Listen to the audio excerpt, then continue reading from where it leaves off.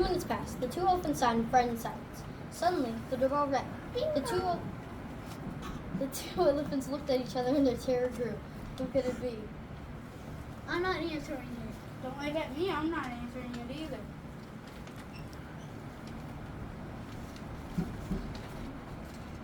The big bad mouse kept ringing the bell, but no one answered. Finally, he grew frustrated and slipped a note under the door. It read, "Squeak, squeak, squeak. I'm the big bad mouse. I'll rip up your garden. I'll tear down your house. I'll tug on your tail. I'll pull on your ears. I'm mighty and mean. I'm the worst of your fears." Oh no, this is terrifying. Now the big bad mouse has came to my house. Oh no, what will I do? Where will I go? There's a gigantic, floating, fierce mouse on the loose. We must run for our lives. The two terrified elephants stumbled out of the house, tangling up their way and tripping over one another. They left through the back door of the house. They didn't stop running until they arrived at the third elephant's house. The third elephant lived in an enormous mansion. It had a long driveway and a swing. The two elephants rang the doorbell and James the butler answered. As soon as he opened the door, they ran past him, shouting and waving their arms wildly.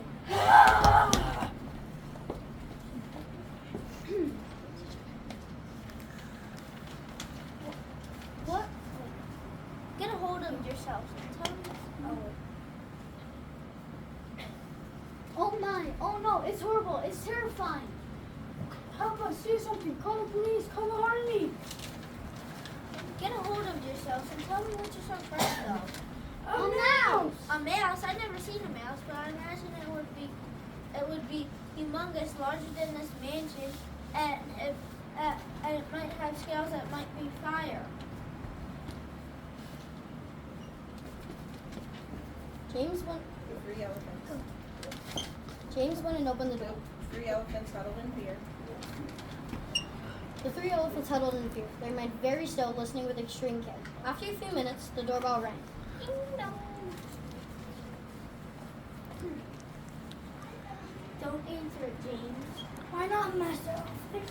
It's a mouse, a humongous, terrifying, scaly, breathing fire mouse. Don't be rude. Mice are just tiny furry creatures that scurry about and eat seeds and berries. James went and opened the door. The three elephants were so frightened now that their eyes were popping out and the ears stood straight up from their heads. Well, what do we have for you? A little tiny mouse. Can you deliver a message to the elephants? Tell them, squeak, squeak, squeak. I'm the big bad mouse. I'll rip up your garden, tear down your house. I'm mighty and mean. I'm the worst of your fears. Elephants, come here. We must face your foe. I must say, he is not very scary. Especially scary. The three elephants walked very nervously toward the door. The first and second elephants were looking over the shoulder of the third elephant.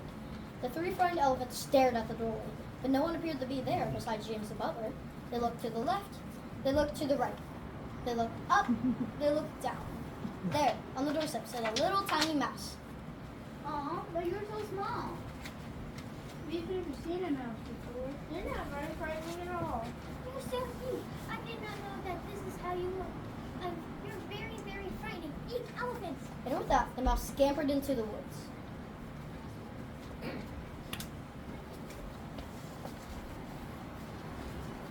At last, the elephants had seen that a mouse was very small. They were never frightened of mice again. At last, the mouse had learned that elephants are very large. The mouse never threatened to rip up an elephant's garden or tear down an elephant's house. Everybody lived happily ever after. The end.